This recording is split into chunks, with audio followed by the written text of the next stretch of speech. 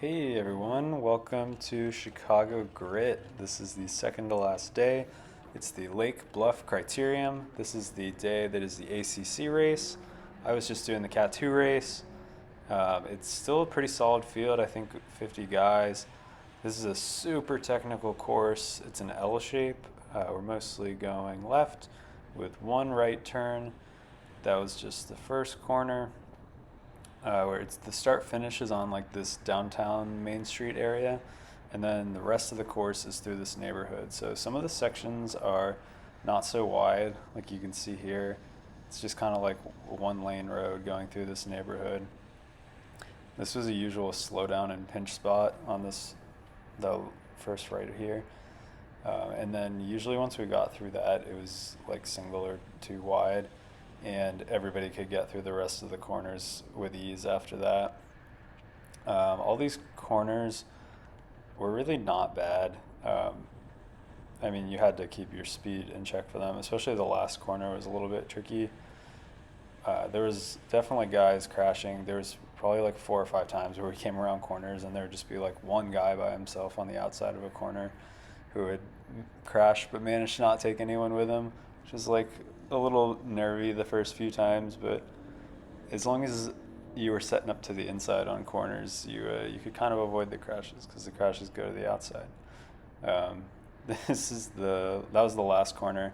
Now we're on the home straight. This is slightly uphill. This was a real drag every lap. It was usually pretty hard through here. Someone would keep the gas on, and if they didn't, it would bunch up. So there was kind of incentive for the guys at the front to really gas it. And because it was a little bit uphill, everybody felt it too. And also the pavement is like very grippy, so it kind of feels like you're doing like a tractor pull through there. You don't feel very fast.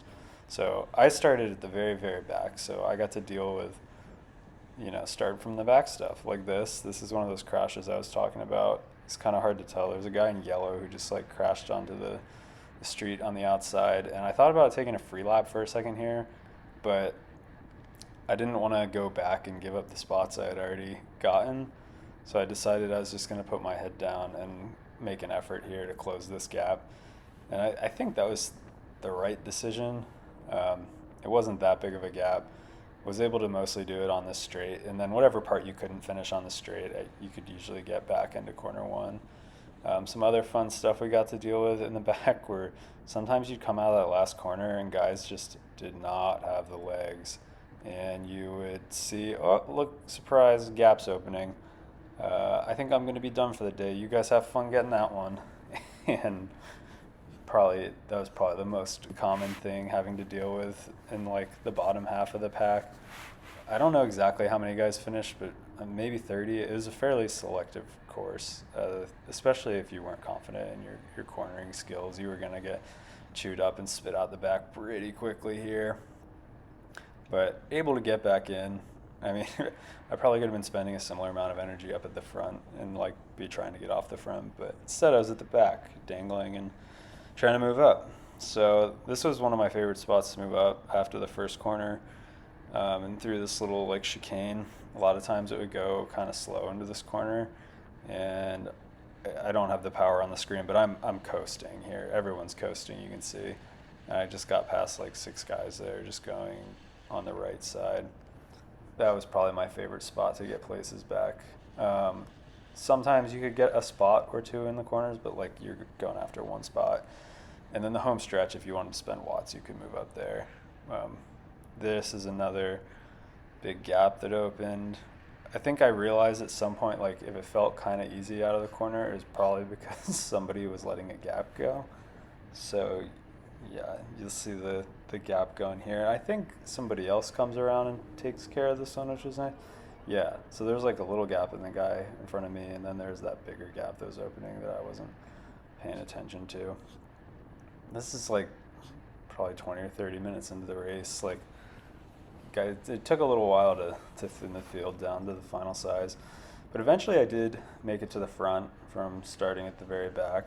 I'm not quite as quick as like Will Harden, I don't have all the moves through the pack and all the extra watts that he's got, but I got there eventually.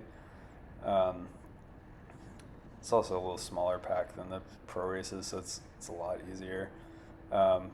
There was like the first half of the race, it was pretty strung out, and there was not a lot of times where it bunched up on the home stretch. But in like the last 20 minutes, there was quite a few times where it bunched up like this. So this is one of those times where there was a hole on the boards on the left here, and I'm not pedaling hard to get all the way up to the front. And now we're right in it. There's a few more times that happened. I think this was with 7 to go. I mean, we saw. I'll show you the bunching up again. Inside of the last 5, it was happening a lot. This happens a lot in Cat 2-3 races where there's no team to take control. Yeah, same thing's gonna happen again on this home stretch. It's gonna bunch up, but I wasn't able to find a gap to sneak through this time, so I'm still in the back here. This is with 3 laps to go, and everyone's still doing this. Yeah, 3 to go right there, and we're going all the way across the road. The race ended up having a late race flyer. Guy sent to move with like 1 lap to go, and you can see here I'm too far back, and I was still too far back with 1 to go, and so I'll show you the last lap for funsies, but we're pretty far back here.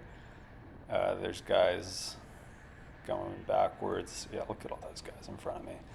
You can't get that many spots on this course, especially once we get into these corners. You're kind of like locked into position. Once I like got to the front, with like 5 or 7 to go, I just was not riding aggressively enough to stay up there today. It was like in my head a little bit. I crashed pretty good on this course last year in the last corner, and I was definitely in my head about that all day. It was a little spooked through the last corner every time. You can see it when we go through on this last lap too. I take it kind of slow and am letting the guy in front of me go. Even like out of this corner, I was letting gaps go. But I think I get 1 guy here. Oh yeah, moving up, baby. Can we go top 20? Man, yeah.